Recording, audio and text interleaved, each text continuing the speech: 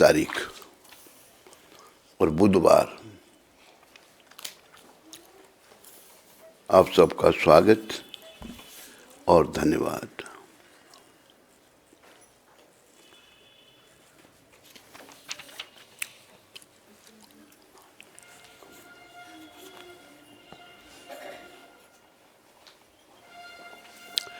तो ये श्लोक चल रहा है कुछ दिनों से, प्रथम स्कंद द्वितीय अध्याय और 8वां श्लोक। ओम नमो भगवते वासुदेवाय। ओम नमो भगवते वासुदेवाय। ओम नमो भगवते वासुदेवाय। धर्मा सुनिष्ठिता पुंसाम विश्वक्सेना कथा सुया नोत्पाद ये यदि रतिम शम एव ही केवलम। मनुष्य द्वारा अपने पद के अनुसार संपन्न की गई वृत्तियां यदि श्री भगवान के संदेश के प्रति आकर्षण उत्पन्न न कर सके तो वह निरी व्यर्थ का श्रम होती है।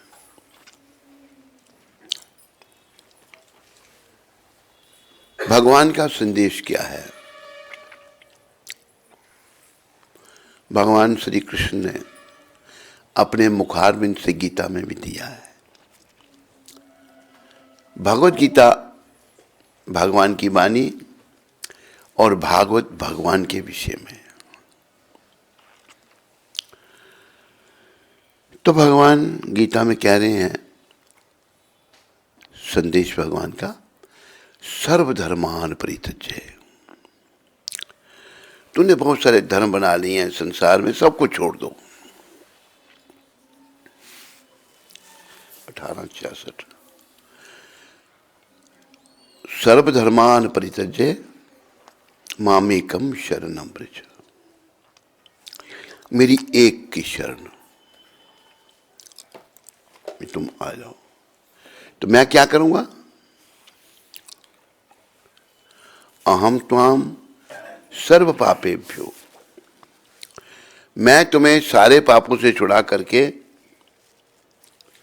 मोक्ष दूंगा, तुम डरो मत।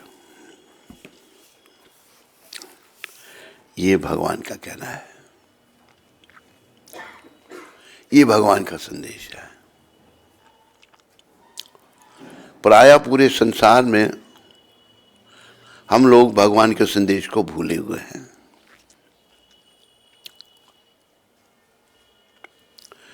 और इस भौतिक जगत के संपर्क में आकर दूषित हो गए हैं। क्या दूषित हो गए? क्या दूषणा क्या है? काम, क्रोध, मोह, लोभ, अहंकार, सारे दोष काम से उत्पन्न हो रहे हैं। काम से क्रोध होता है, क्रोध से मोह पैदा हो जाता है, संसार से मोह, और लोभ, मोह जब फिर लालच, मेरा संसार है, मैंने ये करना है, मैंने ये करना है। फिर लोभ, फिर अहंकार, अहंकार आ जाता है। अहंकार, हमारे एक आचार्य श्रीला नरोत्तम ठाकुर, बहुत उच्च कोटि के वैष्णव थे वो कहते हैं, अहंकारे मत होइया। जिसे अहंकार आ जाता है, चाहे किसी भी चीज का अहंकार, वो पागल हो जाता है। अहंकारी जीव ठीक तरह से सोच नहीं सकता और प्राय लोगों को अहंकार है। जब अहंकार है तो बुद्धि हमारी मलिन है। अहंकार हमारे और भगवान के बीच में दीवार बन के खड़ा हुआ है। तो इस अहंकार रूपी दीवार को जो है हमने गिराना है जीवन काल में, यानी कि इसको समाप्त करना है।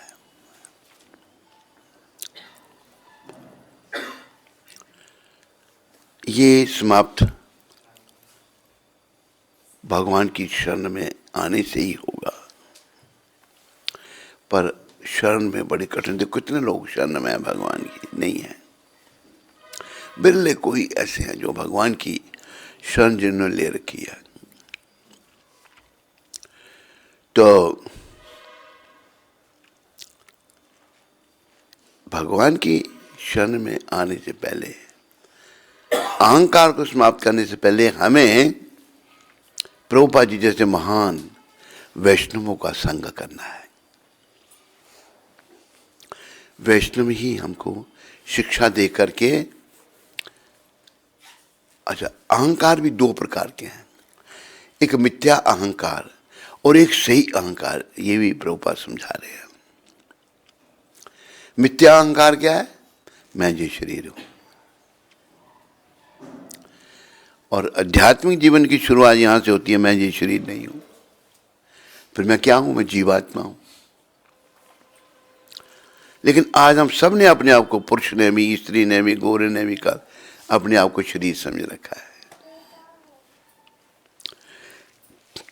तो ये मिथ्या अहंकार। सही अहंकार क्या है? ये प्रभुपाद जी ने समझा, अहम ब्रह्मास्मि, मैं ब्रह्म हूं और पर ब्रह्म का अंश हूं। ये सही अहंकार है। शरीर से संबोधित किया अपने आप को तो मिथ्या अहंकार, और जिनके हम अंश हैं भगवान के, उनके साथ अगर संबोधित किया अपने आप को तो ये सही अहंकार है। तो सही अहंकार लुप्त हो रहा है, होता जा रहा है।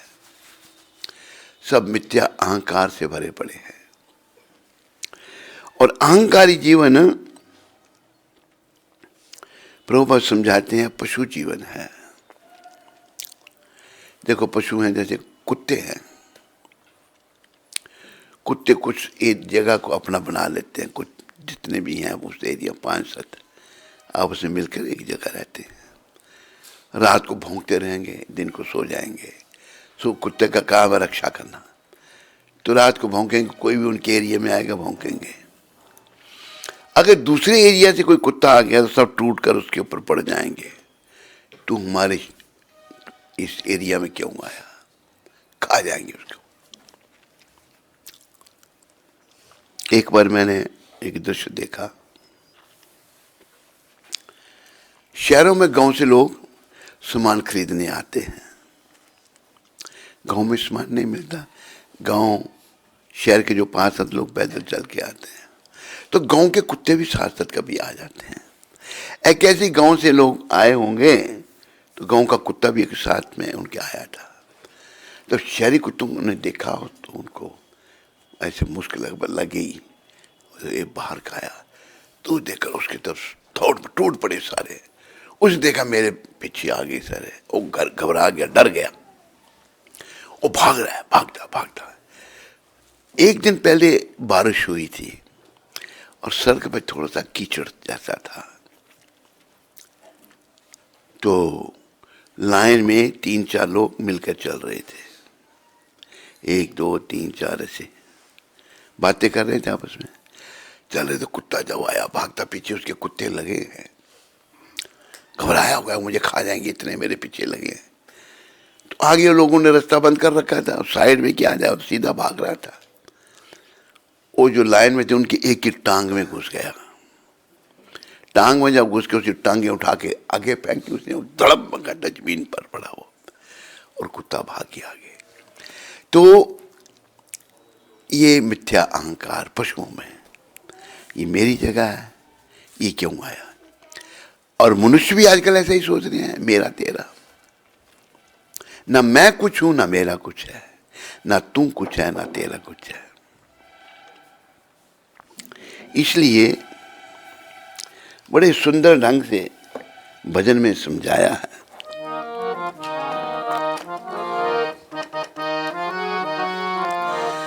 मैं और मेरा, तू और तेरा, है माया का घेरा, ये कांटा खटक रहा है, ये कांटा खटक रहा है। मैं और मैं,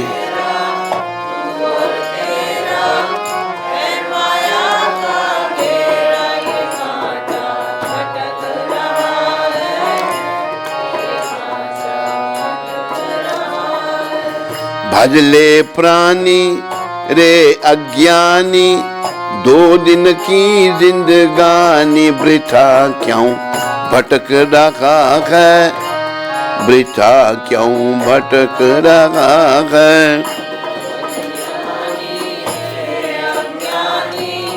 2 दिन की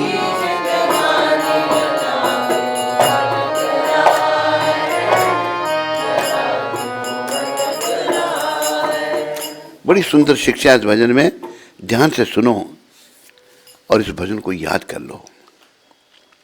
ये शिक्षाप्रद भजन है। झूठी काया ठगनी माया, चक्कर में क्यों आया, जगत में लटक रहा है, जगत में लटक रहा है। झूठी काया ठगनी माया, चक्कर में क्यों आया, जगत में लटक रहा है। नर तन मिला है तुझको, खो क्यों रहा है इसे खेल में। नर तन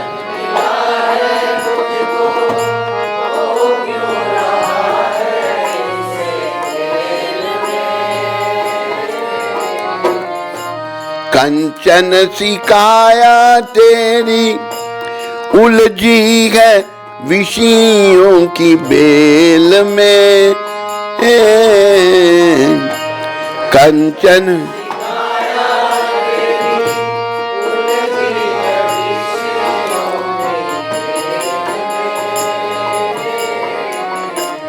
सुत और दारा गई भव सारा, कुछ भी नहीं है तुम्हारा, वृथा सिर पटक रहा है, वृथा सिर पटक रहा है। सुत और दार गई भवसार, कुछ भी नहीं है तुम्हारा, वृथा।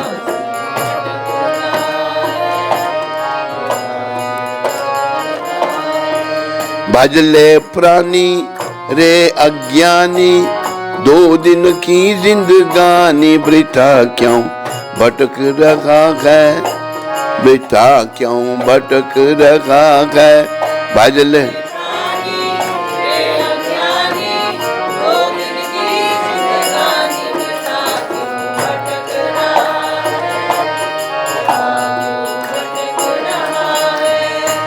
भूला फिरे क्यों बंदे, धन दौलत की उमंग में।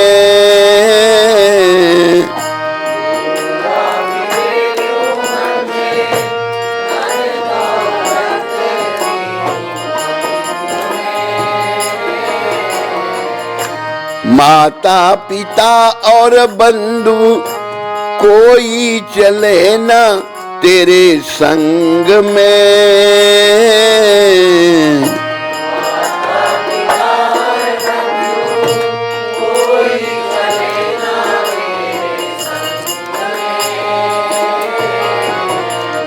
मैं और मेरा, तू और तेरा, है माया का घेरा, ये कांटा खटक रहा है, ये कांटा खटक रहा है। मैं और मैं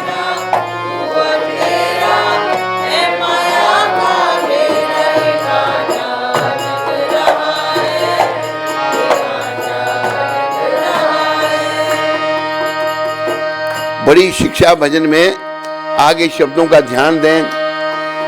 योनिया अनेक भोगी, प्रभु की कृपा से नर्तन पाया है योनिया।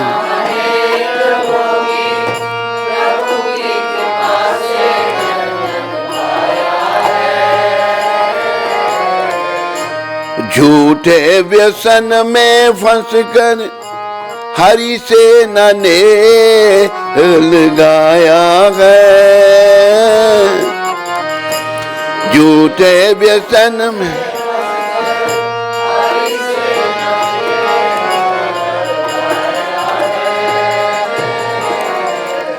गीता गाए भेद बताए गुरु बिन ज्ञान न आए। इसी से अटक रखा है, इसी से अटक रखा है। गीता गा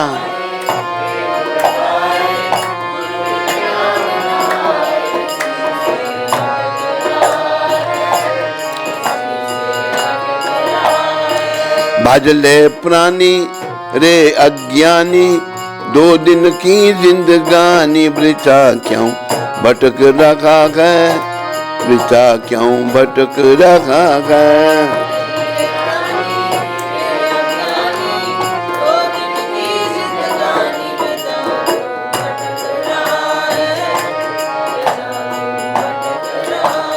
भजन के आखिरी शब्द ध्यान दें।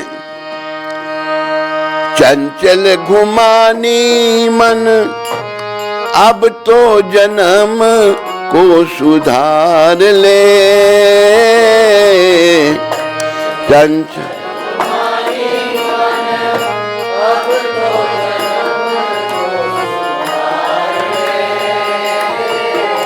क्यों फिर ना मिलेगा तुझको अवसर ऐसा बार बार रे। फिर ना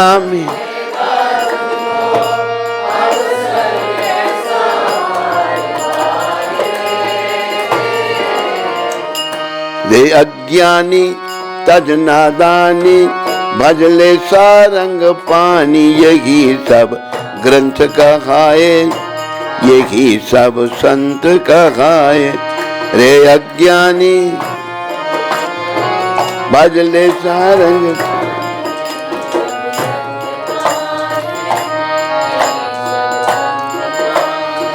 भजले प्राणी रे अज्ञानी। 2 दिन की जिंदगानी वृथा क्यों भटक रखा है, वृथा क्यों भटक रखा है। भजले प्राणी रे अज्ञानी।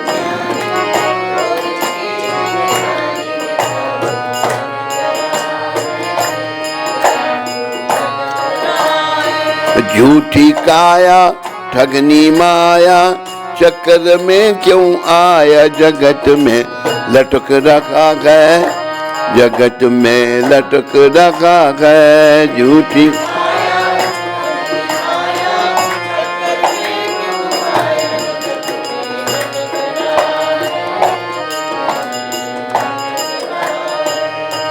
जगत में लटक रहा है, वृथा क्यों भटक रखा है।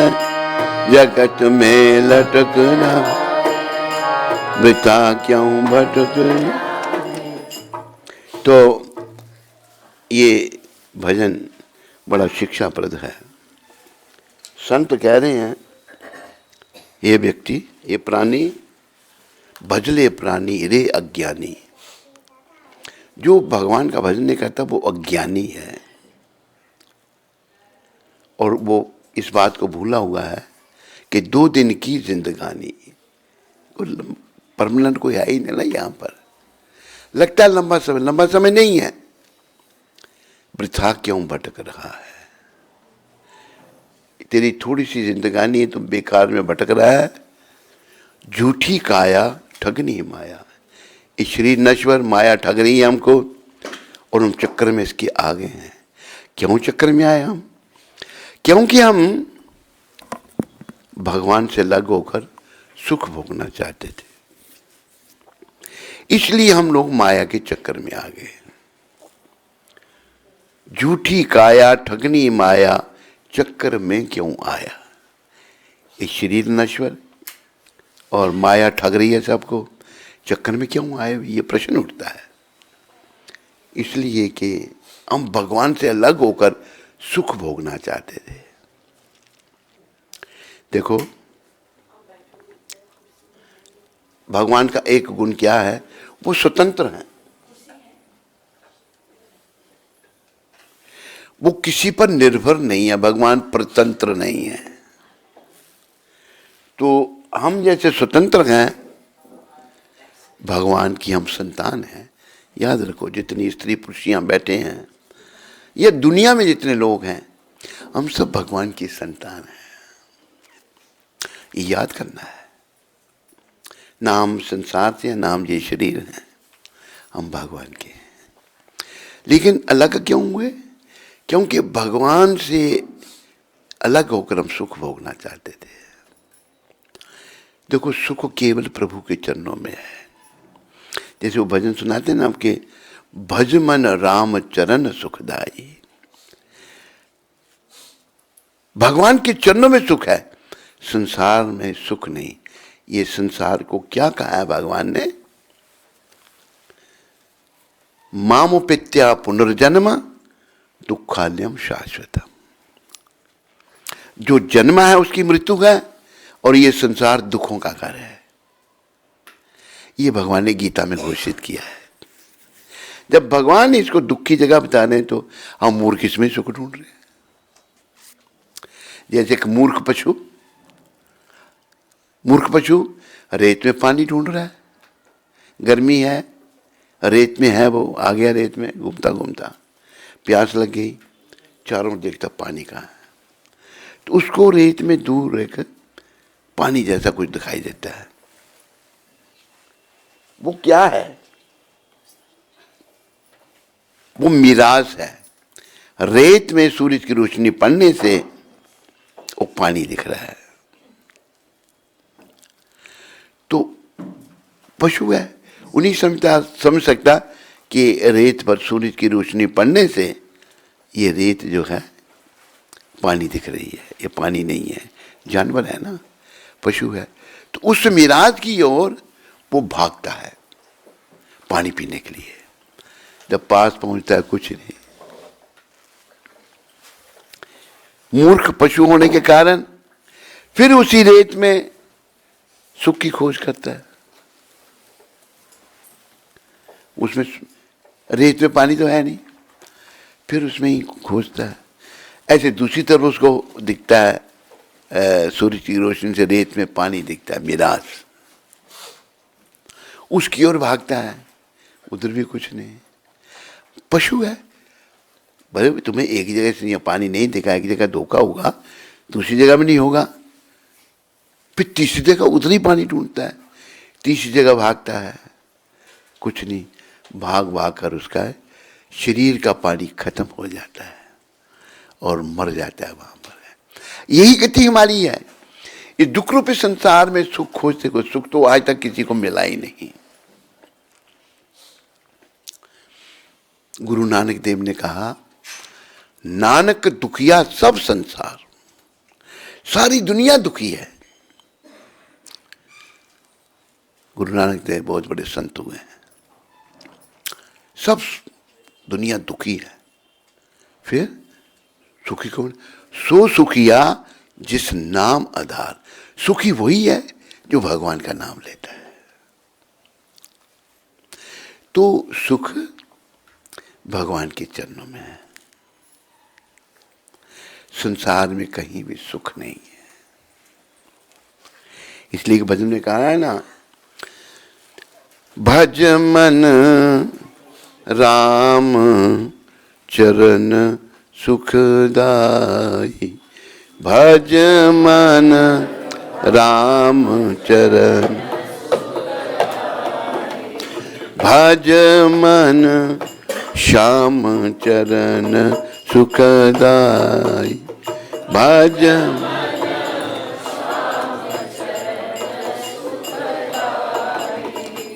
मेरे मन, तो इधर उधर जो सुख ढूंढ रहा है ना, ये छोड़ दे। सच्चा सुख तो प्रभु चरणों में है, राम जी के चरणों में है, कृष्ण जी के श्री चरणों में है। एक कमाल भगवान के चरणों का तुलसीदास जी बता रहे हैं, जिन चरणन से निकसी गंगा,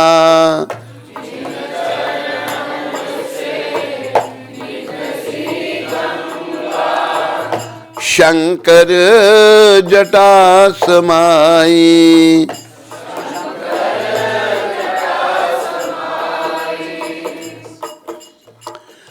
जटा शंकरी नाम प्रयोग है,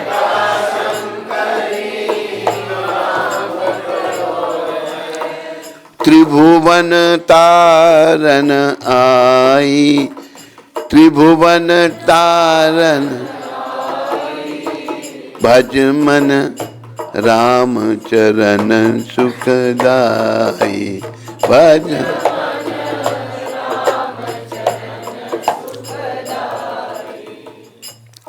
दूसरा उदाहरण तुलसीदास जी दे रहे हैं, भगवान के चरणों में सुख है। कैसे? उन्हीं के चरणों में से गंगा मैया निकली, जिसको शंकर भगवान ने अपनी जटाओं में धारण किया। देवों में देव महादेव, सारे देवताओं के शिरोमणि शंकर भगवान है। बोलो महादेव भगवान की। उन्होंने गंगा मैया को भगवान के चरणों के चरणामृत को अपने सर पर धारण किया। तो ये भगवान के चरणों का निकली हुई गंगा का कमाल। वही भगवान के चरण जो हैं, सोई चरण संतन जन सेवत, सोई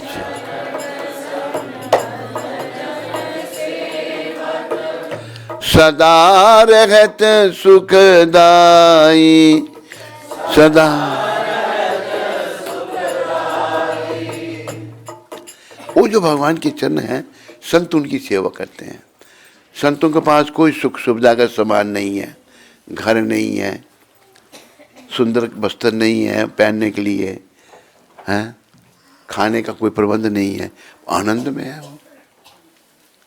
क्यों सुखी हैं? वो चरण जो है संत सेवन कर रहे हैं, सेवा कर रहे हैं, वो सदा सुखी हैं। सोई चरण संतन जन सेवत, सदा रहत सुखदाई। सदा सुखी रहते हैं। तो ये भगवान के चरणों का कमाल है। और एक और बोला, सोई चरण गौतम ऋषि नारी। सोई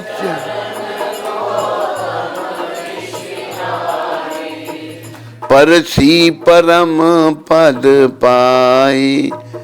परसी परम भज मन राम चरण सुखदाई। भज मन राम चरण। हे मेरे मन, सुख प्रभु चरणों में है। सोई चरण संतन जन सेवक, संत उन्हीं के चरणों की सेवा करने सदा सुख में रहते हैं। कुछ भी नहीं है फिर भी सुखी हैं। गौतम ऋषि की जो पत्नी थी आल्या, गौतम ने श्राप दे दिया था उसको, पत्थर की बन गई थी। गलती थी उसकी। देखो ये विषय विकार कितने प्रबल हैं। सुर के राजा इंद्र, वहां पर एक से एक सुंदर अप्सराएं, उन सब अप्सराओं का भोग देवराज करते हैं, लेकिन तृप्ति, भोगों से तृप्ति जीव को कभी नहीं होती। इसलिए अन्न भजन में कहा ना, तूने सोचा था भोग मैं भोग करूं, पर भोग ही तुझको भोग गए। बोलो,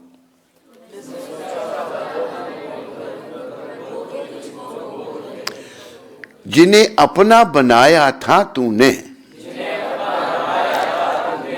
शमशान में छोड़कर लौट गए। सब कुछ इन पर कुर्बान किया, पर मन की प्यास बुझा ना सका।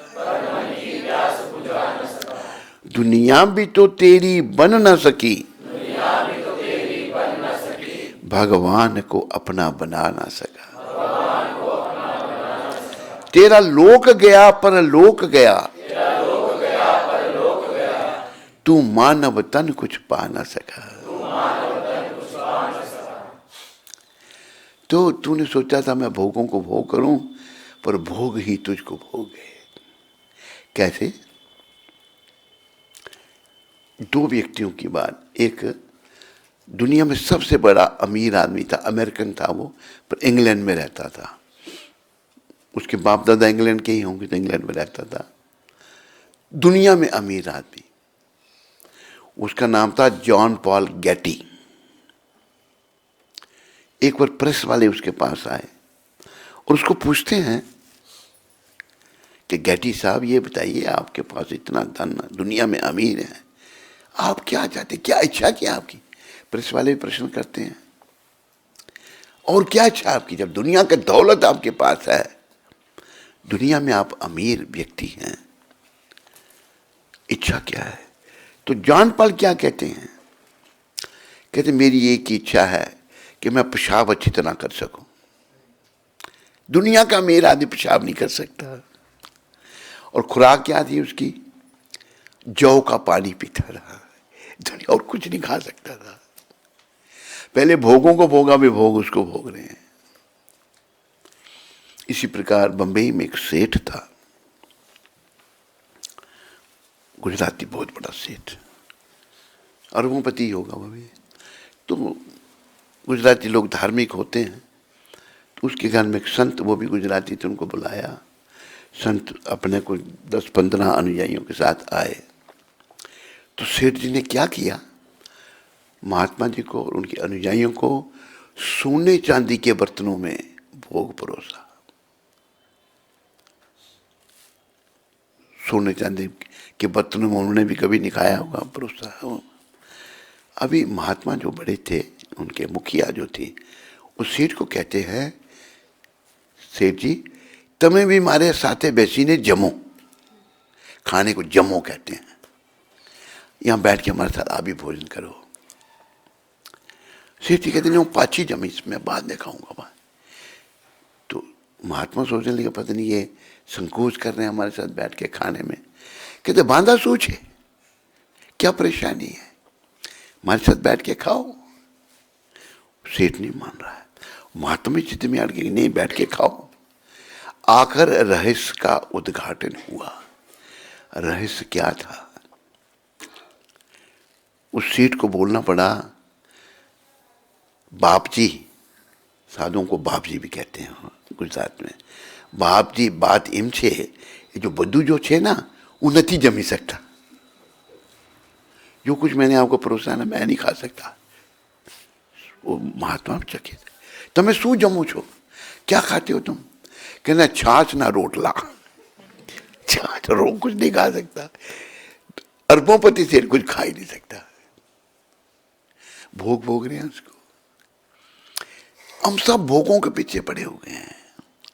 प्रभुपाद कृपा से भोग विलास का त्याग करो। स्त्री है या पुरुष है, गोरा है या काला है, अमीर है या गरीब है, कोई भी है, ब्राह्मण है, क्षत्रिय है, वैश्य है, शूद्र है, कोई भी है, भोगों का त्याग करो। ये त्याग वैसे होगा नहीं, बड़ा कठिन है। भक्ति को अपनाओ, भक्ति पथ को अपनाओ। भक्ति पद को अपनाओगे, ये भोग भाग जाएंगे। अगर हम भक्त नहीं बनते और भोगों की लालसा बनी रहती है, अब देखो इंद्र को भी इतनी भोग की लालसा, एक से एक सुंदर उसके पास अप्सरा। तो और जो गौतम ऋषि की पत्नी अहल्या थी, वो भी बहुत सुंदर थी। बताया कि अप्सरा से भी ज्यादा सुंदर थी। तो इंद्र ने छल किया, उस गौतम ऋषि की पत्नी का भोग करने के लिए। छल क्या किया? गौतम ऋषि सुबह 4 बजे से पहले उठकर गंगा स्नान जाते थे, और ये जो मुर्गा बांग देता है, पहले मुर्गे लोग बांग दे के उठाते थे, अभी मुर्गा कभी टाइम पे बांग नहीं देता, तो मुर्गे को कह दिया इंद्र ने, तुम 3 बजे ही बांग दे देना, 4 के बजाय। 4 बजे से पहले पहले उठने का समय होता है, 4 से पहले उठ जाना चाहिए। मुर्गे ने बांग 3 बजे दे दी, तो उधर से चंद्रमा जी को बोल दिया कि आप उस जगह पे आ जाना यहाँ पर आप 4 बजे होते हैं। देवराज इंद्र साहब को उनका कहना मानना पड़ा। मुर्गे ने भी गलत टाइम बांग दे दी। गौतम ऋषि उठ गए, भाई 4 बजे के गंगा स्नान का टाइम हो गया। बाहर आए, चंद्रमा देखा उस जगह पर है जहाँ जिस समय वो 4 बजे होता था। कमंडल उठाया गया, स्नान में चले गए। गंगा स्नान करने जब आए, गंगा मैया को प्रणाम किया, स्पर्श किया। गौतम ऋषि बड़े पहुंचे हुए ऋषि थे। उन्होंने कहा, ऋषि आज आप इतने जल्दी क्यों आ गए? ये स्नान का समय नहीं है। माता 3 बजे मुर्गे ने बांग दी, चंद्रमा भी 4 बजे के समय में है, आपके साथ धोखा हुआ है। गंगा मैया ने बताया उनको। वापस आए, जब वापस आए तो गौतम ऋषि की कुटिया में इंद्र ने गौतम का रूप धारण किया हुआ है, अहल्या के साथ समागम करने के लिए। वो बाहर गौतम निकल रहा है बाहर, और वो है इंद्र है, गौतम का धारण किया रूप। तो गौतम ऋषि ने देखा, तू कौन है मेरी शक्ल में मेरा रूप धारण किया? इंद्र भागने लगा। उन्होंने बोला, अभी तेरे को श्राप देता हूं मैं। तो अपना असली रूप प्रकट करना पड़ा कि तुम्हें भोग का पड़ा हुआ है?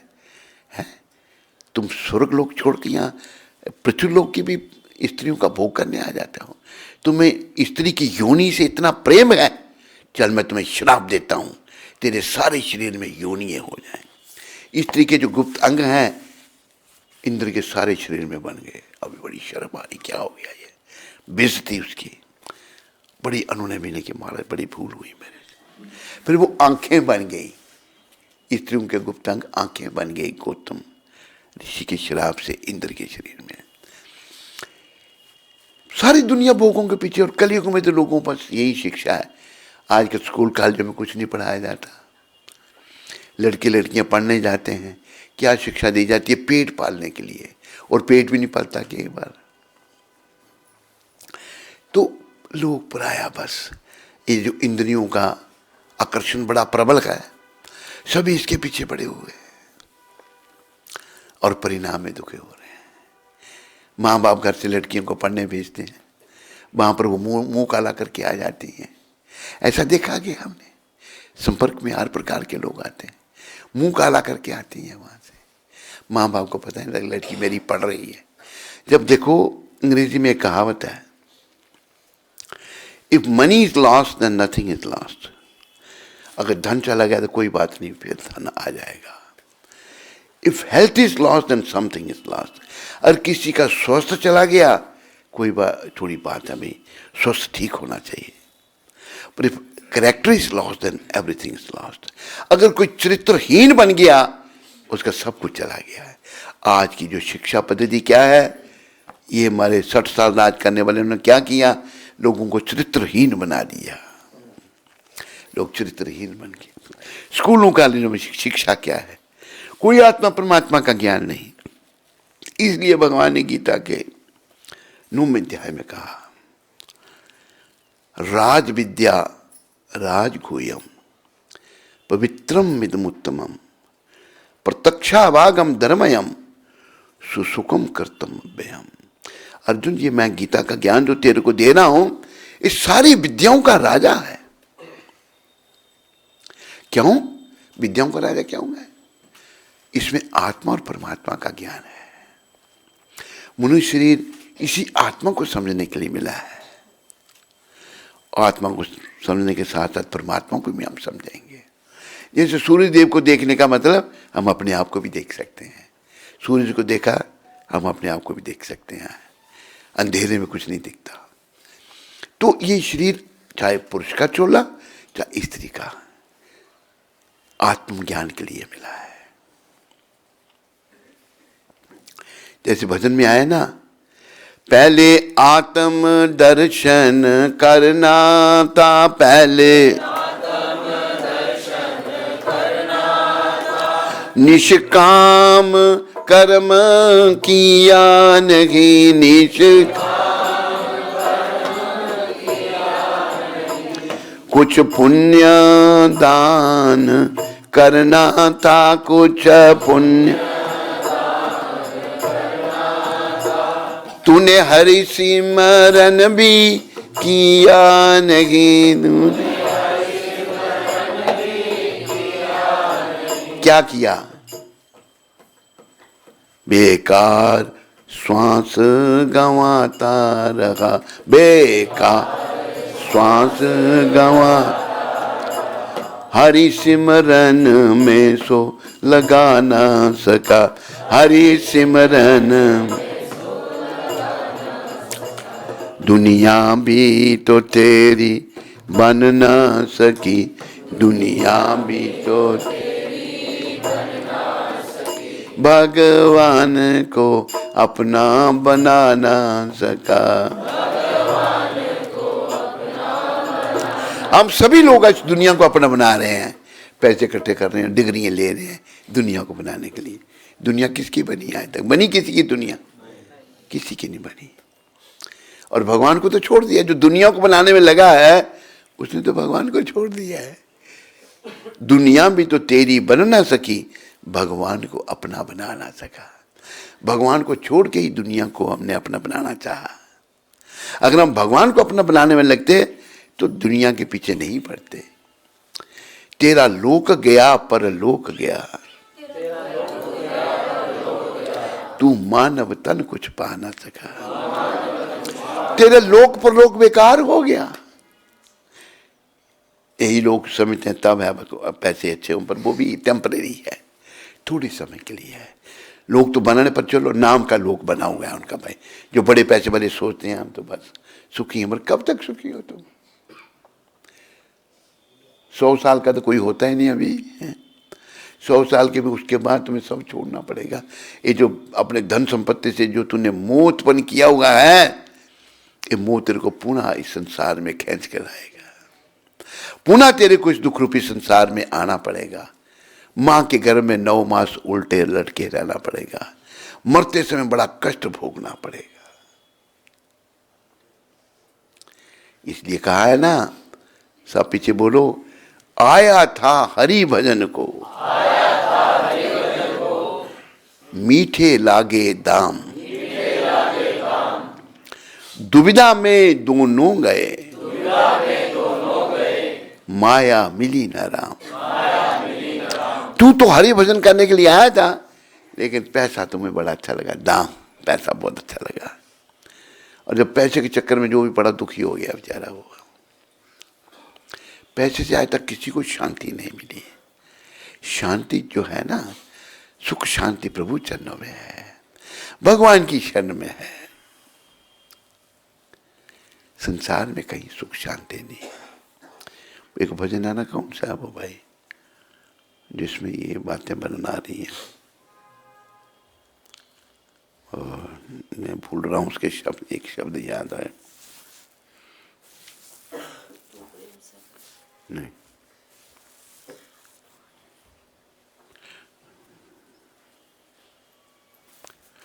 ये एक भजन तूने सोचा था भोग मैं भोग करूं, ये भी एक भजन है। कौन सा भजन है? हैं? हाँ, ये कहाँ है? दूसरे उस बुक में निकालो। तो मेरे प्यारे हरि भक्तों मत आओ,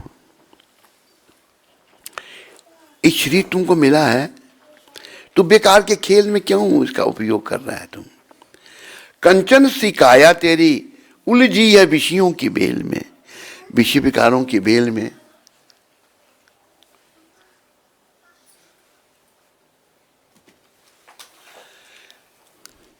ये तेरी जो कंचन सी काया है,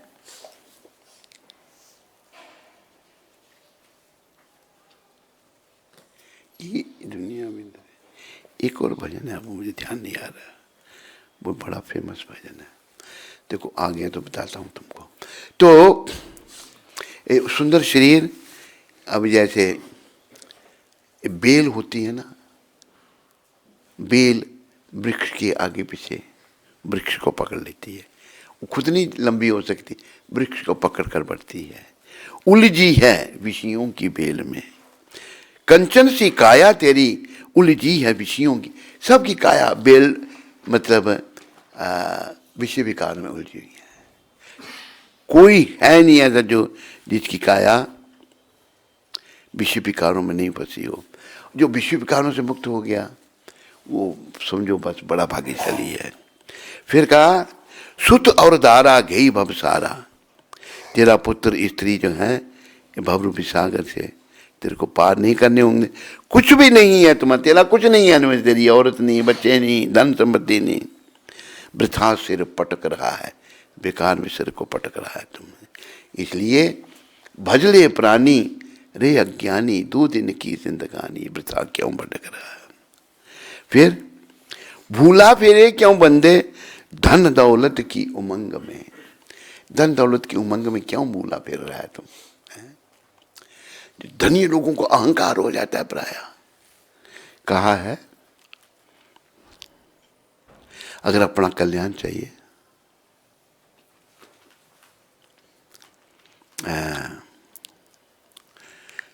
धन और यौवन से लोगों को अहंकार प्राय होता है।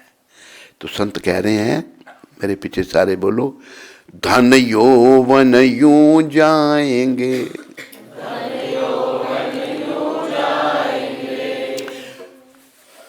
जाबिद उड़त कपूर, नारायण गोपाल भज, क्यों चाटे जग धूर। धन और यौवन का प्राय लोगों को अहंकार हो जाता है। याद रखो ये सब टेम्परेरी है।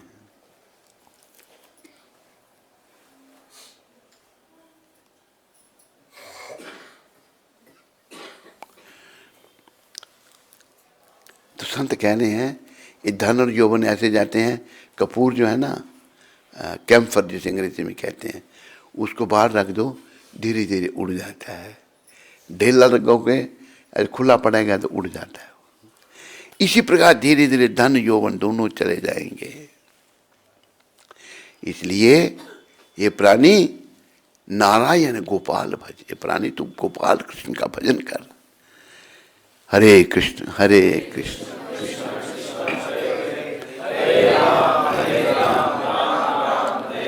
भगवान का भजन कर, क्योंकि तू व्यर्थ की मट्टी छान रहा है। नारायण गोपाल भज, क्यों चाटे जग धूरी, बेकार की तो मट्टी छान रहा है, कुछ नहीं मिलने वाला तेरे को। तो भगवान का भजन कर। फिर कहा है माता पिता और बंधु कोई चले ना तेरे संग में, तेरे माँ बाप तेरे बंधु तेरे साथ कोई नहीं जाने वाला। मैं और मेरा, तू और तेरा है माया का घेरा। ये मैं और मेरे में तू फंसा है ना, ये माया का चक्कर है। माया कौन है भाई, इसको भी कृपा करके समझो। बेसिक बातें अगर हमारी समझ में आ जाए ना, हम लोग आगे बढ़ सकते हैं। फिर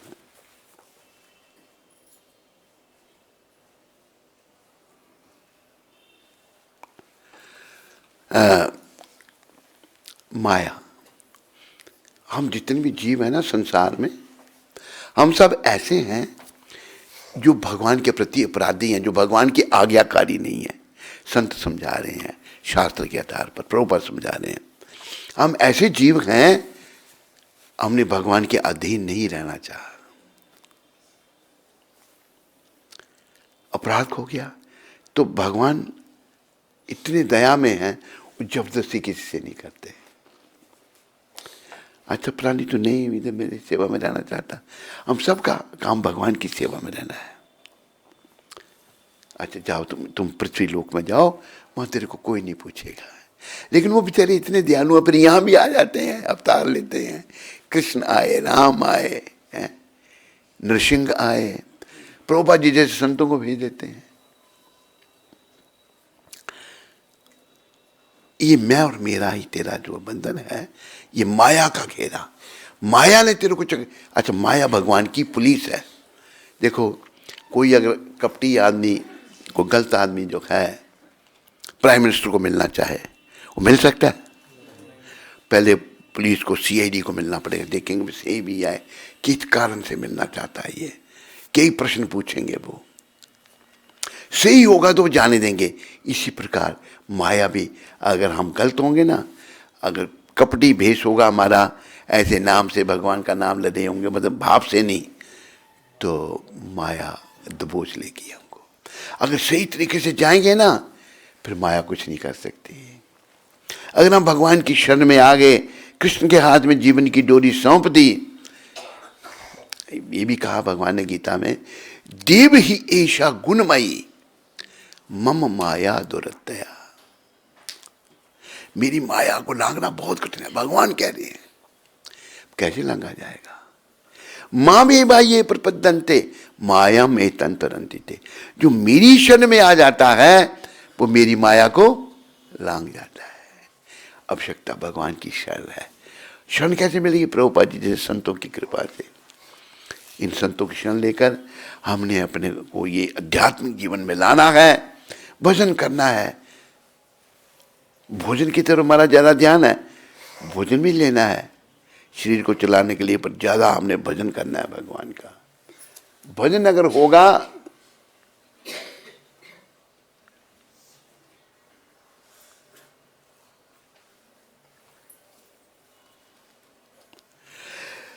तो हमने भगवान का भजन करके ना अपनी शुद्धि करनी है। जब शुद्धि होगी तो ये मैं मेरा भी खत्म हो जाएगा। जैसे कौन से राजा थे? महाराजा हरिश्चंद्र तारामती। महाराजा हरिश्चंद्र जो थे, उनकी परीक्षा लेने के लिए उनकी चर्चा होने लगी स्वर्गलोक में। बड़े महान है, नारद जी भक्तों की शिरोमणि हरिश्चंद्र की उन्होंने की। तो वहाँ विश्वामित्र भी बैठे थे।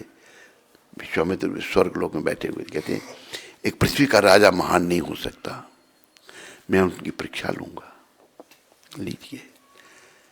तो महाराजा हरिश्चंद्र चक्रवर्ती सम्राट थे। विश्वामित्र आए और कहा कि अपना राज्य मेरे को दे दो। कहते मेरा था कहाँ, मैं तो आपका राज्य चला रहा था, 1 मिनट नहीं लगा दे। विश्वामित्र चौंक गया, भाई ये तो बाकी इसकी कोई मोह ही नहीं है, अभी चक्कर में डालना था। अच्छा राज्य दे दिया तूने, जब कोई दान दे तो कुछ दक्षिणा में दी जाती है, दक्षिणा दो। क्या? 1100 स्वर्ण मुद्राएं, 1100 सोने की मुद्राएं दो। कहा भी लाओ खजाने से। झट विश्वामित्र कहते हैं, खजाना आपने मेरे को राज्य दे दिया? हाँ दे दिया। खजाना राज्य के साथ नहीं था, साथ ही था। फिर जाओ काम करके मुझे दक्षिणा दो। देखो कितनी बड़ी परीक्षा भक्त की। और महाराजा हरिश्चंद्र बिके, एक चंडाल के यहाँ बिके 500 मुद्रा के लिए। रानी, सती रानी, वो भी बिक गई 500 मुद्रा में, और वो दक्षिणा दी विश्वामित्र जी को। विश्वामित्र जी लगे रहे आखिरी दम तक, उनको घुटने टेकने पड़े भगवान के आगे। पर क्या हुआ? देखो कितनी परीक्षा भक्तों की होती है। लेकिन सच्चे भक्त जो हैं भगवान उनके साथ रहते हैं। क्या हुआ? रानी भी बिकी हुई है, काम कर रही है बेचारी, काम महलों में रहने वाली चक्रवर्ती सम्राट की पत्नी। और राजा शमशान घाट पर जो लोग जलाने आते हैं उनसे कर लेते हैं, टैक्स लेते हैं जलाने का मृतक शरीर को। हुआ क्या? रानी माता जो थी वह सायकाल में दूध निकालने गई गाय का, जब क्या तो सांप ने काट लिया, मृत्यु हो गई। नहीं, बेटे की मृत्यु, उसकी क्या नाम था उसका, रोहितास की मृत्यु हो गई। अभी कहाँ बेचारी ले जाए? कितनी परीक्षा। बच्चे को उठाया, शमशान घाट पर लेके आई, तो कहाँ वहाँ इंचार्ज कौन है? महाराजा हरिश्चंद्र। चंडाल का रूप धारण किया उन्होंने। तो वहां भी परीक्षा चल रही है ना ये उनकी। तो रोने लगी, मेरा पुत्र इसके और जलाने दो। कहते पहले कर दो, उनको नहीं पता मेरी पत्नी है, ये मेरा ही पुत्र है। तो कहते हैं कि तो किसकी पत्नी है जो अपने पुत्र को भी नहीं जला सकता? कहते नहीं ऐसा मत कहो, मेरे पत्नी बड़े, कौन है तेरे पति? महान कि तू, तेरे गले में मंगलसूत्र है, यही दे दे, मैं जलाने दूंगा। कि नहीं, मेरे पति की नहीं, नहीं तेरा पति है कौन? तो बड़ी पति पति कर रही है कि महाराज हरिश्चंद्र, देखा था हरिश्चंद्र जी, मेरी पत्नी मेरा बेटा, कितनी बड़ी परीक्षा। अच्छा देखो देवी, मैं अपने स्वामी को धोखा नहीं दे सकता, बिना करके अपने पुत्र को नहीं चला सकता। तो ऐसा करते हैं, अब तीनों जल के मर जाते हैं। चिता बना ली, मृतक पुत्र महाराज हरिश्चंद्र, रानी तारामती बैठ के जलाने लगे। तो भगवान आगे, तो लोकीनाथ विश्वामित्र जी भी आ गए, सभी प्रकट हो गए। धन्य है आप, कितनी बड़ी परीक्षा में पास हुए। तो संसार का कुछ हमारा है ही नहीं, जो हमने समझ रखा ना, यही हमारी अज्ञानता है। याद रखो, प्रभुपाद कृपा से जीवन काल में अज्ञानता से बाहर आना है। क्यों? प्रभुपाद कहते थे हमारा ये आंदोलन आत्मा को बचाना है। आत्माएं कैसे बचेंगी? जब परमात्मा श्री कृष्ण की शरण में आएंगी। जब तक परमात्मा श्री कृष्ण की शरण में आत्माएं नहीं आएंगी तो आत्माएं नहीं बच सकती, नरकों में जाना ही पड़ेगा, जो हमारे ध्यान में नहीं है। कैसे ध्यान में नहीं है? जैसे बच्चे में बचपना है तो बच्चे को पढ़ाई का ध्यान ही नहीं है, बचपना है। ऐसे हमें अविद्या है, अज्ञानता है, मन मलिन है, हमें ध्यान ही नहीं है कि हमें बड़े कष्ट भोगने पड़ेंगे, नरकों में सड़ना पड़ेगा जाकर। ये सब सत्य बातें हैं, हमारे ग्रंथों की बातें अक्षराक्षर सत्य हैं, कोई बात भी गलत नहीं है। गलत हम हो गए हैं। इसलिए भगवान ने बड़ी कृपा करके सच्चे संत प्रभुपाद जी भेजे, जो अवतारी पुरुष हैं, जिन्होंने कृष्ण भक्ति ही भक्ति है, सारे संसार को, सारी दुनिया को दे दी। आप लोग सब भारतवासी उसको अपनाओ, अपना भविष्य उज्जवल बनाओ। अपने भविष्य को उज्जवल बनाने के लिए भक्ति करनी है। मैंने वैसे तो हमें और कुछ करना ही नहीं यहाँ पर, क्योंकि यहाँ है ही नहीं हम। लेकिन उल्टे सीधे काम मैंने इतने कर रखे हैं, बुद्धि मेरी मलिन है। जब बुरे काम करेंगे बुद्धि मलिन हो जाएगी, मन में दोष आ जाएगा, उन्हीं कामों में लगे लगे जीवन बीत जाएगा। हमने जो भी करना है भगवान के लिए करना है, कृष्ण के लिए करना है। तो प्रभुपाद जी जैसे महान वैष्णवों की कृपा से कृष्ण की शरण में आओ, संतों का सहारा लो, इनका सहारा लेके आगे बढ़ो और सदा चिंतन करो अपनी मृत्यु का। जब मृत्यु मेरी आएगी, उसमें मेरी अगर पत्नी होगी वो नहीं बचा सकती मेरे को, पति होगा वो नहीं बचा सकता, माँ होगी वो नहीं बचा सकती, बाप होगा वो नहीं बचा सकता, बेटी होगी वो नहीं, कोई नहीं बचा सकता, पुत्र होगा, बड़ा करोड़ों अरबों का धन होगा वो भी नहीं बचा सकता। मुझे कोई नहीं बचा सकता, मुझे बचाने वाले हैं केवल भगवान। इसलिए कहा है असली सहारा, एक सहारा राम का, एक सहारा श्याम का, एक सहारा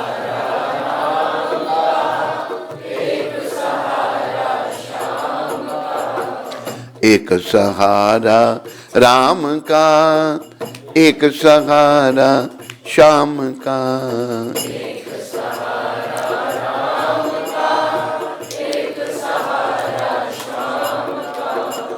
भजन बिना जीवन तेरा, है पगले किस काम का।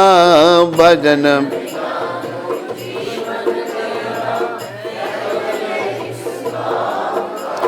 है पगले किस काम का। एक सहारा राम का, एक सहारा श्याम का।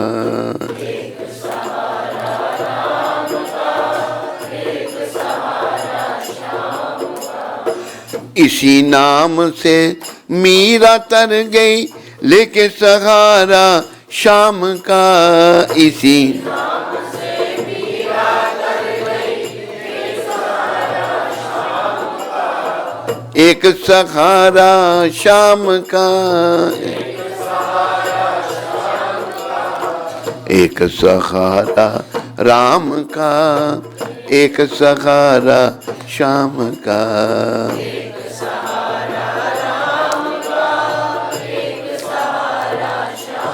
याद रखो, संसार के जितने सहारे हैं सब झूठे हैं, सब झूठे हैं। भागवत के 3 स्कंद में कपिल भगवान, देवहूति के पुत्र भगवान कपिल मुनि जो है, भगवान है, वो अवतार हैं, वो गृहस्थाश्रम का वर्णन कर रहे हैं 3 स्कंद में कपिल मुनि। तो वो कह रहे हैं कि गृहस्थी जो है, मुंह माए में, विषय विकारों में, भोग विलास में पड़ा होने के कारण सारे जीवन जो है वो परिवार की सेवा में लगा रहता है, अपना प्रलोक सब भूल जाता है। वृद्धावस्था किसी की प्रतीक्षा नहीं करती, वो आ जाएगी, वो आ गई। जब देखा घर वालों ने, पत्नी बच्चों ने, कि ये कपिल भगवान लिख रहे हैं, तो वो अपना वृद्ध हो गया तो उसको बाहर के कमर में रख देते हैं, बुढ़े को। एक टूटा हुआ बर्तन में भोजन, कुत्ते की तरह भोजन डालते हैं। वो सोचता है कि मैंने इनके लिए इतना किया, ये मैं वृद्ध हुआ था, ये मेरे साथ ये व्यवहार कर रहे हैं। दुखी होता है, कुछ नहीं हो सकता। जीवन भर वो उन्हीं की सेवा में लगा रहता है जो अंत में काम नहीं आते। अरे अंत में काम तो भगवान ने आना है, अंत के में काम तो कृष्ण ने आना, हमने तो कृष्ण की सेवा करनी है, कृष्ण के चरणों में आना है, कृष्ण के चरणों में प्रेम लगाना है। मोहन से प्रीत लगा लो, तुम आज हरि गुण गालो। मोहन से प्रीत लगा लो, तुम आज हरि गुण गालो। भव सागर से मूर्ख बंदे नैया पार लगा लो। भव सागर से मूर्ख बंदे नैया पार लगा लो। मोहन से प्रीत लगा लो, तुम आज हरि गुण गालो। मोहन से प्रीत लगा लो, तुम आज हरि गुण गालो। भगवान से प्रेम कर लो। ये शरीर तुम भगवान से प्रेम करने के लिए मिला था। अरे विषय विकारों से प्रेम तूने हर योनि में किया, कुत्ते बिल्ली की योनि में भी किया, गंदगी खाने वाले पशु की योनि में भी किया तूने। जब तू कुत्ते बिल्ली की योनि में था ना, तभी विषयों को भोगता था। जैसे ऋषभ भगवान ने कहा है, ऋषभ भगवान 100 पुत्रों को शिक्षा दे रहे हैं, भागवत में है उनका वर्णन। ऋषभ भगवान कहते हैं, नायम देख देख भाजन नरलोके, कष्टान काम हरते बिड़बुजाम ले। तपो दिव्यम पुत्र का ये न सत्यम, शुद्ध ये समाज ब्रह्म सौख्यम तवंतम। हे मेरे पुत्रों, ये मनुष्य शरीर भोगों को भोगने के लिए नहीं मिला है। सारी दुनिया भोगों के पीछे पागल है, पुरुष भी स्त्री भी। अरे ये भोग तो बिड़बुजाम कहते हैं, गंदगी खाने वाले पशु, वो हैं सूअर और कुत्ता, दोनों गंदगी खाते हैं। ये तो वो भी भोगों को भोगते हैं। मेरे पुत्रों, नायम देख देख भाजा न लोके, कष्टान काम करते बिड़बुजाम ये। तपो दिव्यम पुत्र का ये न सत्य। ए पुत्रो, ईश्वरी तपस्या के लिए मिला है, भोग विलास का त्याग करके तपस्या करके भक्ति की अवस्था प्राप्त करने के लिए मिला है। तपो दिव्यम पुत्र का ये न सत्यम, शुद्ध ये समाज ब्रह्म सौख्यम तवंतम। मेरे पुत्रों, ये श्री तपस्या करने के लिए मिला है, भक्ति करके तपस्या करने के लिए मिला है और अपनी शुद्धि करने के लिए मिला है। जब तुम्हारी शुद्धि होगी तो क्या होगा? शुद्ध ये समाज ब्रह्म, तुम्हें ब्रह्मानंद का मिलेगा, आनंद मिलेगा। ब्रह्मानंद क्या है? जो आनंद कभी खत्म नहीं होने वाला। ये विषय विकारों का आनंद क्या? थोड़े समय के लिए आनंद, परिणाम में परेशानी, कष्ट ही कष्ट। इसलिए तुम इन भोग विलास का ये कुसुर तुमको उपलब्ध है। ये ऋषभ भगवान की शिक्षा है, भागवत में बड़ी सुंदर शिक्षा है। तो हमें भोग तो कुत्ते बिल्ली की योनि में भी भोगे। अरे इस शरीर में इनका त्याग, चाहे पुरुष का शरीर चाहे स्त्री का शरीर। अगर कोई हमको भोग विलास में डाल रहा है, वो हमारा शत्रु है, चाहे माँ है चाहे बाप है। उनका भी त्याग करने में कोई दोष नहीं शास्त्र में। वो एक भागवत का श्लोक है, गतो मुकुंदम परिहर्त करतम। श्लोक है, भगवान व्यासदेव कह रहे हैं, सुखदेव जी कह रहे हैं, व्यासदेव सुखदेव, व्यासदेव ने पहले कहा कि ये मनुष्य शरीर जो है भोगों को भोगने के लिए नहीं मिला। मैं श्लोक भूल रहा हूँ। ये शरीर मिला है गतो मुकुंदम, जो मुक्ति देने वाले भगवान, उनका नाम मुकुंद है भगवान का। बोलो मुकुंद भगवान की। मुकुंद भगवान की शरण में जाने के लिए मिला है। मुकुंद भगवान की शरण में जाकर के भक्ति करके अपना कल्याण करने में मिला है, ना कि ये शरीर भोगों को। लेकिन भोग विलास कई जन्मों से भोगते हुए आ रहे हैं और शरीर में भी हमारा मन भोगों में लगा है। तो ये भोग विलास बहुत दुखदायी है। योनियां अनेक भोगी, प्रभु की कृपा से नर्तन पाया है। ये शरीर पता नहीं किस किस योनि में हम गए, भोग भोगे, लेकिन भगवान की कृपा से नर्तन मिला है। झूठे व्यसन में फंसकर हरि से नेह न लगाया है। तो झूठे व्यसन में फंस गया, भोग विलास में फंस गया और भगवान से प्रेम तूने नहीं किया। इसलिए गीता गाए भेद बताए, गुरु बिन ज्ञान न आए। सदगुरुदेव प्रकट हुए प्रभुपाद जी। इनका ज्ञान चलेगा हजारों साल तक। जो इनके चरणों का सच्चा अनुयायी बनेगा वही तरेगा, और जो इधर उधर जाएगा वो बेचारा मरेगा और नरक में सड़ेगा। ये प्रमाणिक गुरु क्यों? देखो इनका काम, 70 साल की अवस्था में ऐसे लोगों को कृष्ण भक्त बना दिया जिन्होंने कृष्ण का नाम ही नहीं सुना था। हम देख नहीं सकते ना, मन बड़ा मोटा है हमारा, मन मलिन है, गंदगी है। तो बस हजारों सालों तक इन्हीं की शरण लेनी पड़ेगी और इन्हीं की कृपा से ही हमारा उद्धार हो सकता है। इसलिए सभी इनकी कृपा की याचना करो जो उन्होंने शिक्षा दी है। इनकी शिक्षा मैं आपको बताता हूँ। जप करने के लिए कहा है, 4 नियमों का पालन करने के लिए कहा है। पहला नियम, मांस मच्छी अंडा प्याज लहसुन नहीं, जो खाना भोग लगाना भगवान को। धर्म का पहला स्तंभ खड़ा करने के लिए दया। जहां दया तहां धर्म है। तो दया, अगर हम पशुओं को खाते हैं तो दया का हमारे दिल में। धर्म का पहला स्तंभ तोड़ दिया हमने, पहला स्तंभ तोड़ दिया। और अभी दूसरा स्तंभ है धर्म का, तपश्चर्या। अगर हम नशा करते हैं, नशे आदमी तपस्या नहीं कर सकता।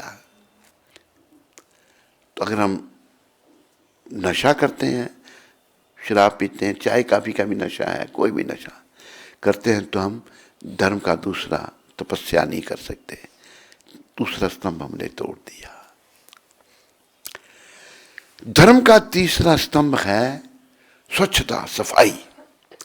जो पुरुष पर स्त्रीगामी है, जो स्त्री पर पुरुषगामी है, दोनों गंदे हैं।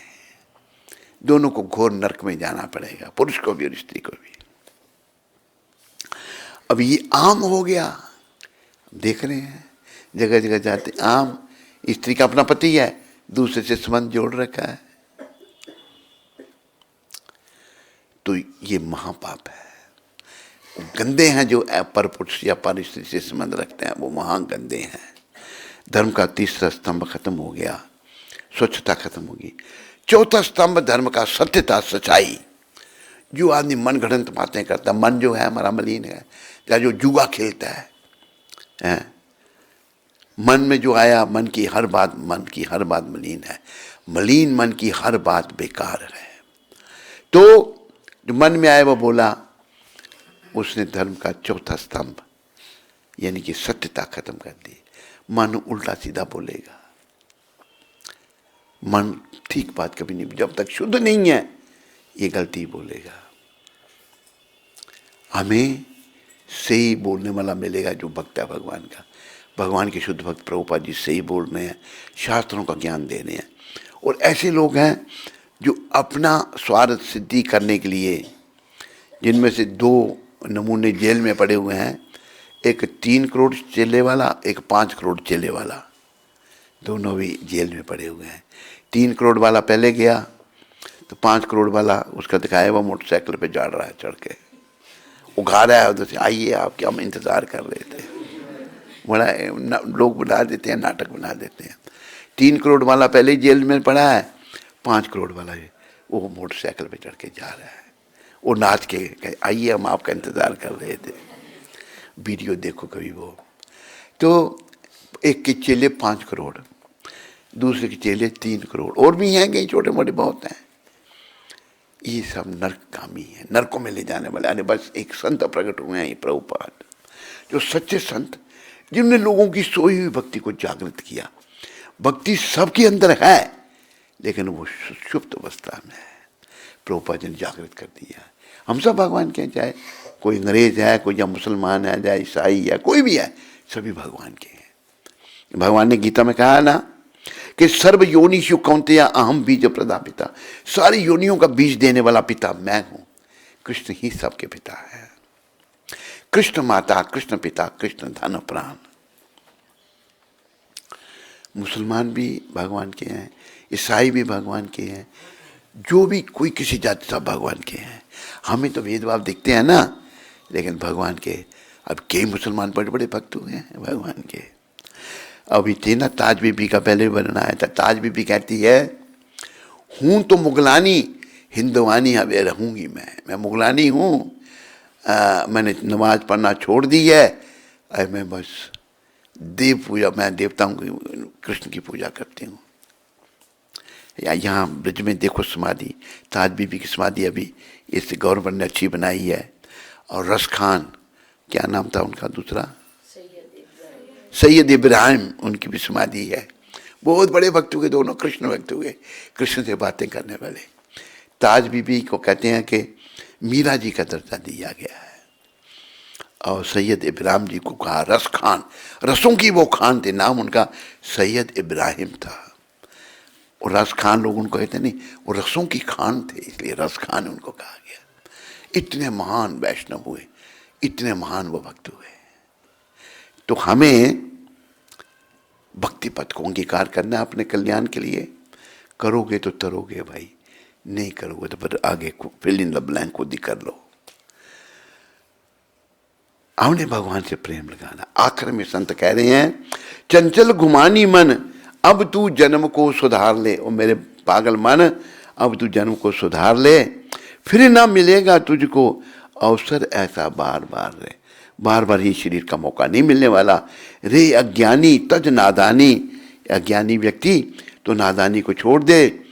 भजले सारंग पानी, राम जी का जो धनुष है उसका नाम सारंग पानी है। भजले सारंग पानी, यही सब ग्रंथ कहाए, यही सब संत कहाए। संत भी यही कह रहे हैं और ग्रंथ भी यही कह रहे हैं। तो भजो, जीवन को सफल करो, नहीं तो समय बेकार में चला जाएगा। और भगवान ने कहा ना कि तू सब छोड़ के मेरी शरण में आओ, सर्वधर्मान परित्यज्य। तो मैं क्या करूंगा, मैं तुम्हें सारे पापों से छुड़ा करके मोक्ष दूंगा। समस्त प्रकार के धर्मों का परित्याग करो, मेरी शरण में आओ, मैं समस्त पापों से तुम्हारा उद्धार कर दूंगा, डरो मत। लेकिन शरण ही बड़ी कठिन है, शरण में नहीं जा सकते हम। 7वें अध्याय में यह कहा गया है कि वही श्री कृष्ण की पूजा कर सकता है जो सारे पापों से मुक्त हो गया हो। संत समझा रहे हैं कितनी दूर की बात। इस प्रकार कोई यह सोच सकता है कि समस्त पापों से मुक्त हुए बिना कोई शरणागति नहीं पा सकता। प्रभुपाद जी समझा रहे हैं, ऐसे संदेह के लिए यहाँ यह कहा गया है कि कोई समस्त पापों से मुक्त ना भी हो तो केवल श्री कृष्ण की शरणागत होने पर स्वतः मुक्त कर दिया जाता है। भगवान की शरण कर लोगे तो मुक्त हो जाओगे। पापों से मुक्त होने के लिए कठोर प्रयास करने की कोई आवश्यकता नहीं है।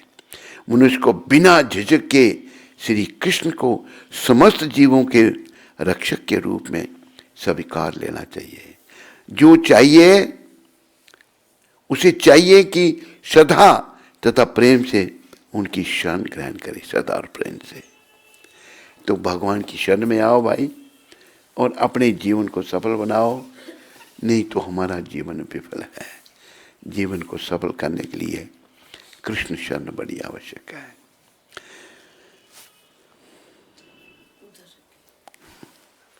वो दूसरी है ना प्रभुपाद शिक्षा हमारे।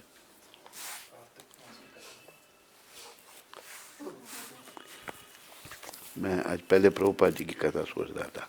कार्तिक मास की कथा का आज 26वां दिन है, 26वां अध्याय है। कांचीपुर के राजा चोल और विष्णुदास की कथा।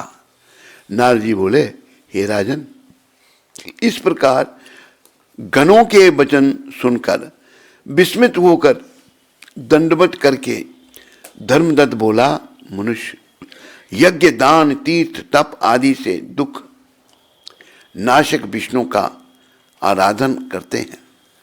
उनमें से विष्णु को प्रसन्न करने के लिए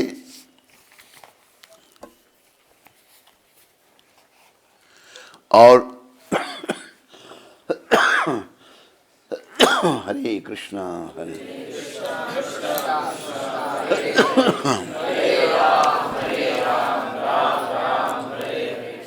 और समीपता देने वाला, क्या ऐसा कोई पूजन है जिसे करने से सब यज्ञ आदि सफल हो जाए? गण बोले, हे विप्र, तुमने अच्छा प्रश्न किया। हम इतिहास समेत एक प्राचीन वृत्तांत कहते हैं। एकाग्र मन होकर सुनो। कांचीपुर में एक चोल नामक चक्रवर्ती राजा था। उसके ही नाम से चोल देश प्रसिद्ध हुआ। उस राजा के राज्य में कोई आदमी दरिद्री, दुखी, पाप बुद्धि और रोगी नहीं था। अनेकों यज्ञ करने वाले यशस्वी उस चोल के स्वर्ण यज्ञ स्तंभ से ताम्रपर्णी नदी के दोनों किनारे चित्रथ अर्थात कुबेर के वन की तरह शोभित हुए। एक समय वह राजा अनंत शयन नाम के स्थान को गया, जहां की योग माया के साथ विश्वपति भगवान विष्णु की योग माया के साथ विश्वपति भगवान विष्णु शेषशैया पर शयन करते हैं। वहां उसने लक्ष्मीपति विष्णु भगवान का मोती आदि रतन मणि और सुंदर स्वर्ण के फूलों से पूजन किया। पश्चात पृथ्वी में दंडवत प्रणाम करके वहीं बैठ गया। तत्पश्चात हाथ में तुलसी और जल लिए एक कांचीपुरी में रहने वाले एक विष्णुदास नाम के ब्राह्मण को वहां आकर ब्रह्म सूक्त सहस्र शीर्षा आदि मंत्रों से भगवान को स्नान कराते हुए तुलसी मंजरी तुलसी पत्र से विधि पूर्वक पूजन करते देखा। भगवान के ऊपर ब्राह्मण के तुलसी दल चढ़ाने से राजा की पूजा के वे रतन ढक गए। यह देख राजा कुपित होकर बोला, ये ब्राह्मण, मैंने ये मानिक और स्वर्ण से पूजा की है, वह तुलसी पत्रों से तुमने क्यों ढक दी? मैं जानता हूं तू विष्णु की भक्ति नहीं जानता है, तू ढोंगी है जो तूने मेरी अत्यंत शोभा युक्त पूजा को ढक दिया है। तब वह ब्राह्मण राजा के गौरव को तुच्छ समझकर बोला, हे राजन, तू भक्ति नहीं जानता, तुझे राज्य लक्ष्मी का घमंड है। बताओ तुमने पहले कितना विष्णु का व्रत किया है। गान बोले, ब्राह्मण का वचन सुनकर और हंसकर राजा गर्व सहित कहने लगा कि जो तू भक्ति का गर्व करता है तो बता तुझ दरिद्री की भक्ति कितनी है।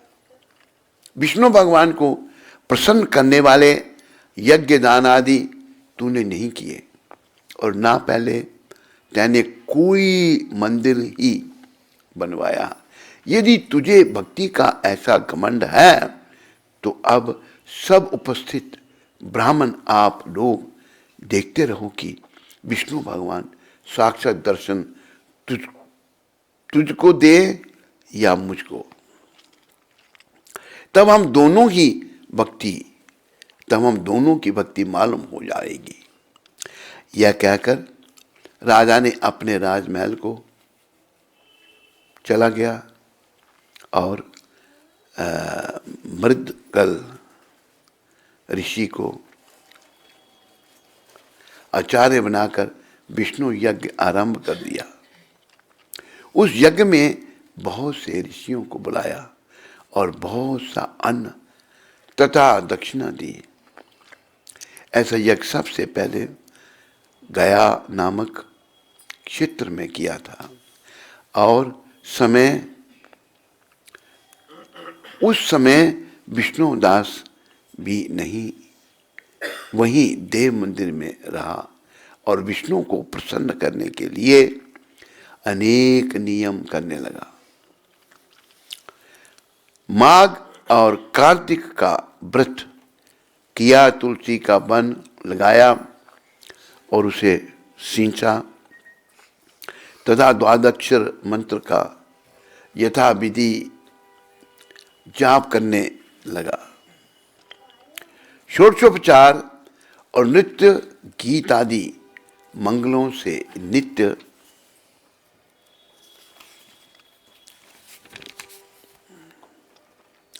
विष्णु की यथाविधि पूजा करने लगा।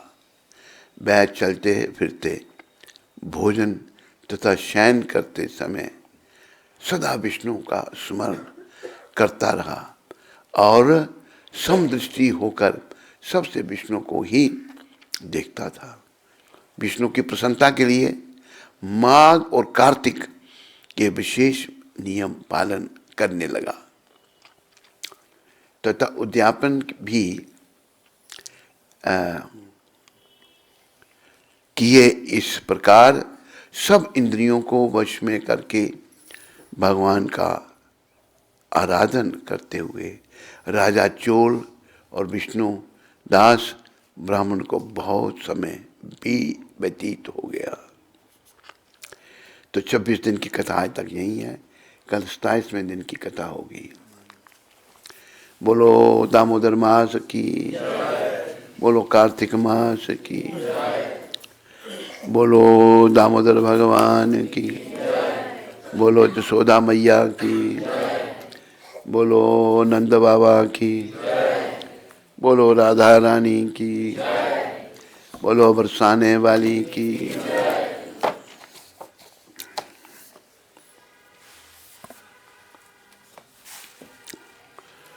तो आज है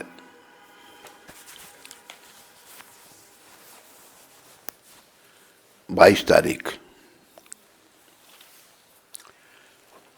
ये शब्द प्रभुपाद जी ने 22 तारीख को गर्ग मुनि को पत्र में लिखे थे। हम ना तो वैरागी हैं और ना ही भोगी, हम केवल श्री कृष्ण के सेवक हैं। प्रभुपाद कह रहे हैं ना वैरागी ना भोगी। कृपया इस सिद्धांत का पालन करो और तुम कभी माया द्वारा प्रस्तुत भयकारी परिस्थिति से परेशान नहीं होंगे।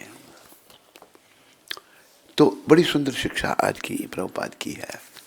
प्रभुपाद कहते हैं हम ना वैरागी ना भोगी, हम श्री कृष्ण के सेवक हैं। अगर कृष्ण के सेवक तुम बन जाते हैं ना सब लोग, तो फिर इस सिद्धांत का पालन करो और तुम कभी माया द्वारा प्रस्तुत बाह्यकारी परिस्थितियों में से परेशान नहीं होंगे। अगर तो कृष्ण के भक्त बन जाओगे तो माया परेशान नहीं करेगी। माया बड़े बड़े प्रलोभन देती है, पर भक्तों को नहीं, भक्तों को नहीं देती। भक्तों को भगवान रक्षा करते हैं माया से, तो माया बड़ी प्रबल है। तो ये बड़ी सुंदर शिक्षा गर्ग मुनि को लिखी है प्रभुपाद जी ने। गर्ग मुनि जो है अभी भी है, इसका बड़ा भाई था ब्रह्मानंद, वो तो चला गया। गर्ग मुनि कहता है मेरा नाम रखा था गर्ग मणि, मैं बस मणि चाहता हूँ, अभी मणि के चक्कर में बेचारा है। खुद कहता गर्ग मणि, तेरे सामने कहा था ने, गर्ग मुनि ने गर्ग मणि। तो सब नोटों के चक्कर में पड़ गए तो भगवान कैसे मिलेंगे। पहले चिंतित था, जब इसका भाई गुजरा, कहता मैं भी इसी साल, मेरा बाप भी क्या कहेंगे मेरे घर के, लेकिन उस साल ये बच गया, अभी भी है। लेकिन वो बेचारा गर्ग मणि बन गया है, गर्ग मुनि नहीं, खुद कहता है वो। तो हमने पैसे के चक्कर में नहीं, कृष्ण के चक्कर में पड़ना है, भक्ति के द्वारा, और जीवन को सफल करना है। बोलो पतित पावन शिला प्रभुपाद की, बोलो दामोदर भगवान की, बोलो कृष्ण बलराम की, बोलो ललिता विशाखा राधे श्याम की।